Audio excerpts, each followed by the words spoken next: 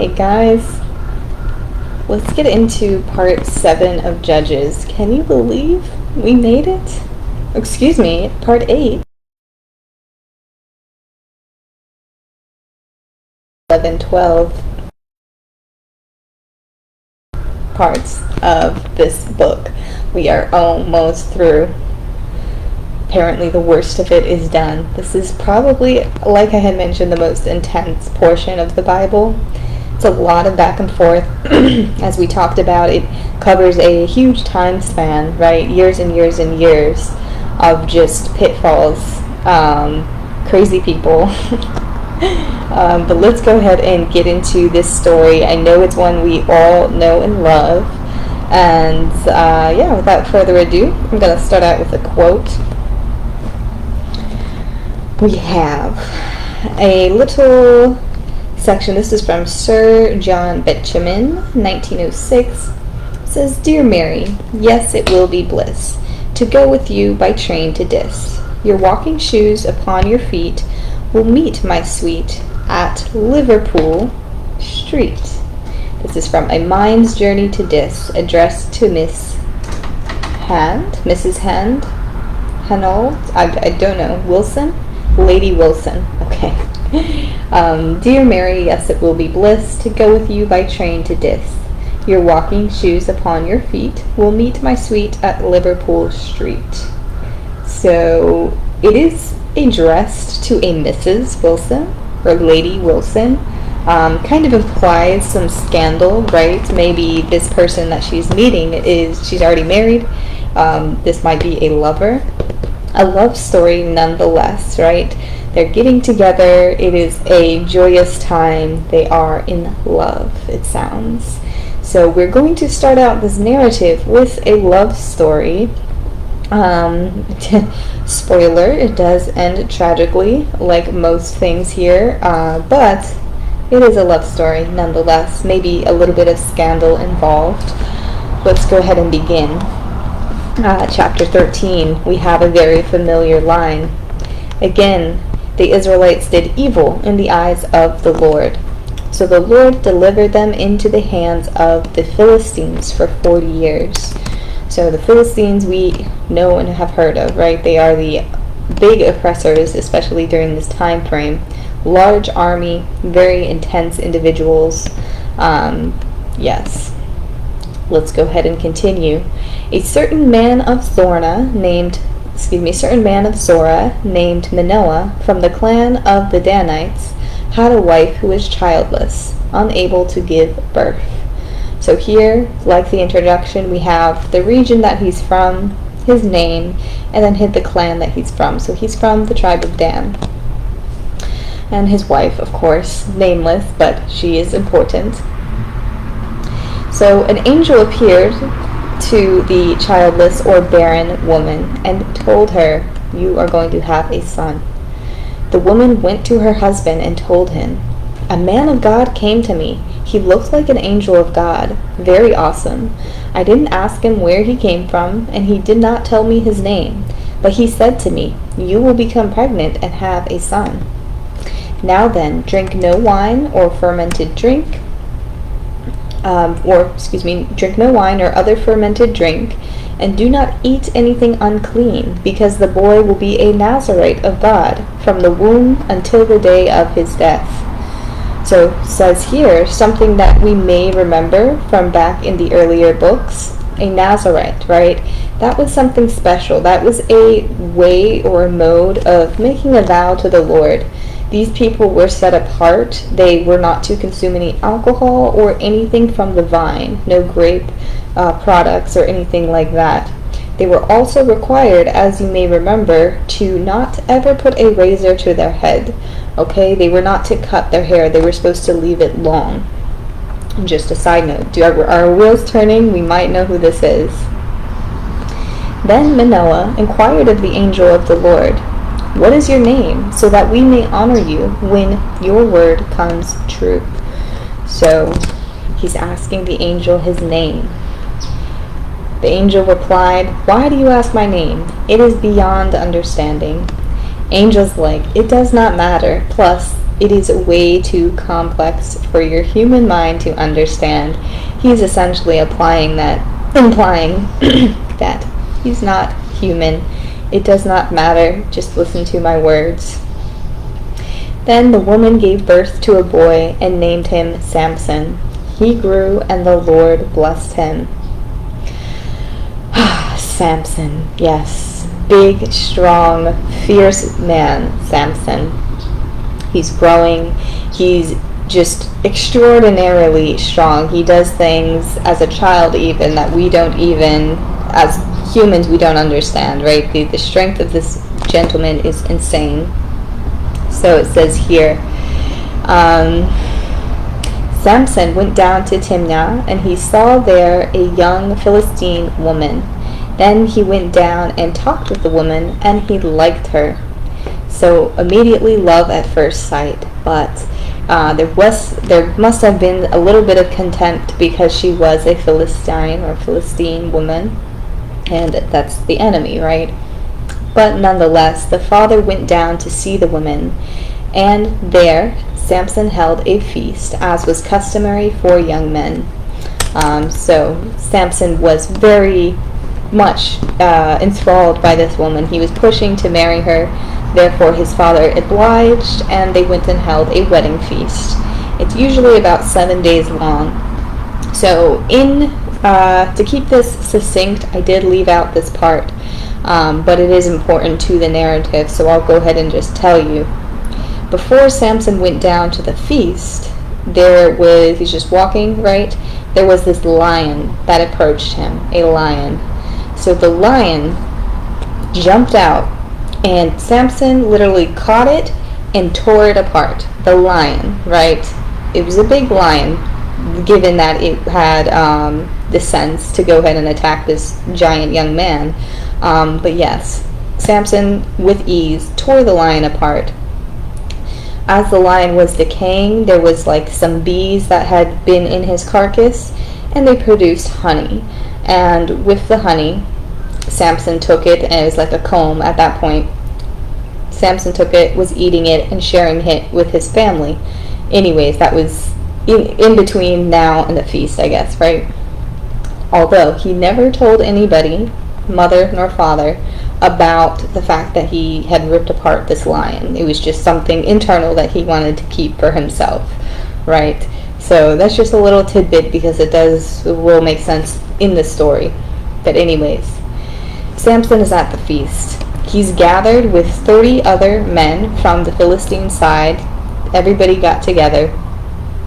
And he says to everybody, "Let me tell you a riddle." Samson said to them, "If you can give me the answer within 7 days of the feast, I will give you 30 linen garments and 30 sets of clothes." He replied, this is the riddle, "Out of the eater, something to eat. Out of the strong, something sweet." Interesting. Okay, so why does he say this riddle, right? It seems like it causes a bit of a stir, as we will read, but what is the point of this riddle? That's what I was trying to figure out when I first read this line, or these lines. Okay, give me one moment, because I'm one for distraction. Just closing the door just a little bit helps. I have to leave it open because the cats are in and out, but I think it's just a little bit loud. Hold on too.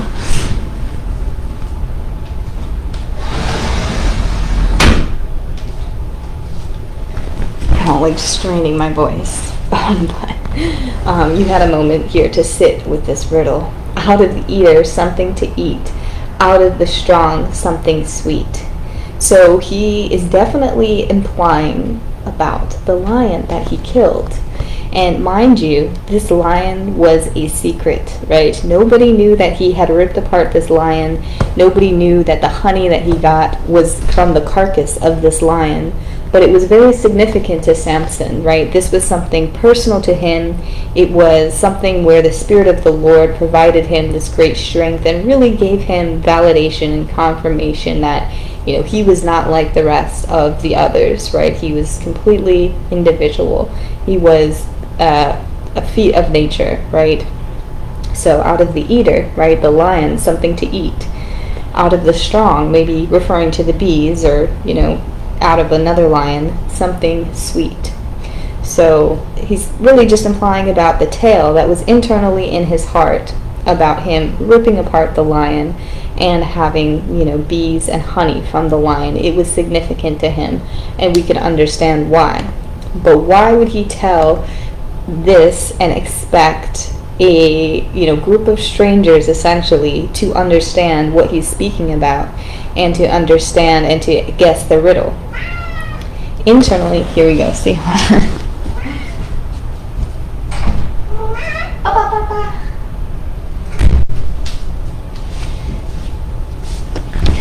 I wouldn't say it's impossible to guess the riddle, right? Especially if you know the story. But the people there, they did not know. So Samson really did want to hold himself above and apart and perhaps gain some linens out of this. Or he wanted to even see if these people had any ounce of spiritual leading. Because if these people that he's conjoining in marriage, is a Philistine wife and her family, I guess, and all the people in the community, he wants to see how spiritually inclined they are, because this is definitely something of the spirit. Somebody who is spirit-led and has an understanding of things that aren't spoken about might be able to see where Samson is going with this. So I don't know if this what his true intention was, but we can guess it's something along those lines. He definitely wanted to have a one-up on these individuals, but also just take a gauge as to how spiritually led these people were.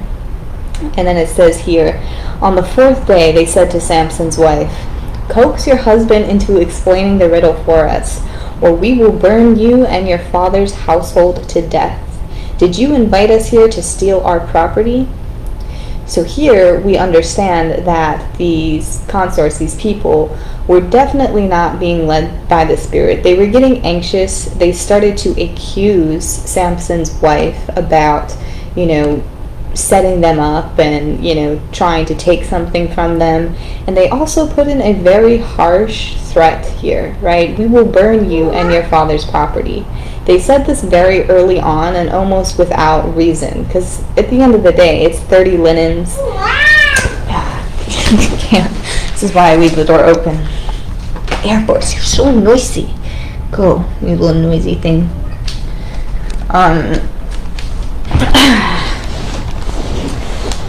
Anyways, it's 30 linens, and there's 30 other individuals at the feast. So really, if everybody took the task, it's not that much, right? But they said they were so just up in their own egos, they didn't want to lose, and they started accusing his own wife. So wrong on them, first off, right? Samson's a little bit of a poet. He's a little bit intriguing, right? But wrong on them for just, becoming so defensive and so aggressive and violent with their thoughts. So Samson's wife, she cried the whole 7 days of the feast. So on the 7th day, he finally told her, because she continued to press him. She in turn explained the riddle to her people. So we can understand why Samson's wife is upset, right? The feast does not become about her, it becomes about the gentleman and Samson's riddle. So that's number one. And then they also made this nasty threat to her. Whether it was in lightheartedness or kind of joking, it was a nasty threat. So as a woman, I would certainly cry if somebody makes a threat against my family. For sure, that's upsetting. So she cried, she's upset, and in her upsetness and distress, she wants to tell the other people so nothing bad happens to her. She's definitely protecting herself in this way. Okay, so he told the gentleman then replied. The gentleman then replied with the riddle. It's like, I might as well just find it. I didn't put it in here, you guys, because leaving out the pretty pictures, but it'll just let you know what they said.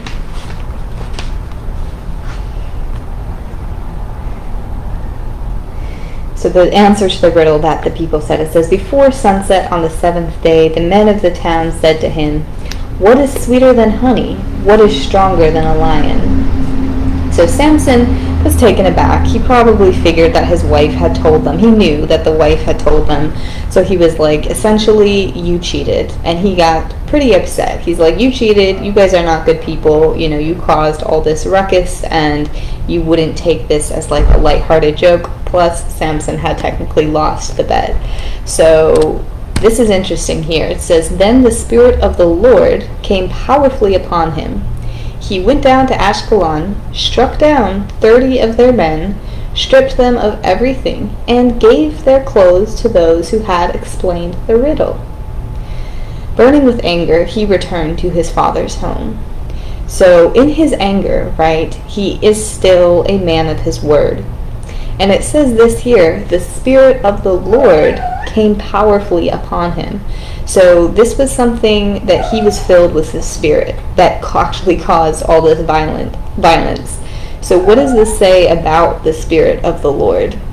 This definitely hints to the Spirit of the Lord being just the ultimate weapon, right? Lots of power, lots of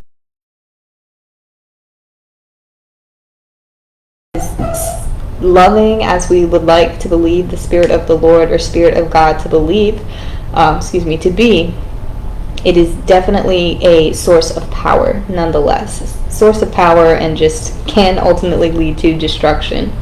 So with the Spirit of the Lord, he took down 30 people and then gave the clothes to the people that were answering the riddle. So that's that. He got so angry, went home.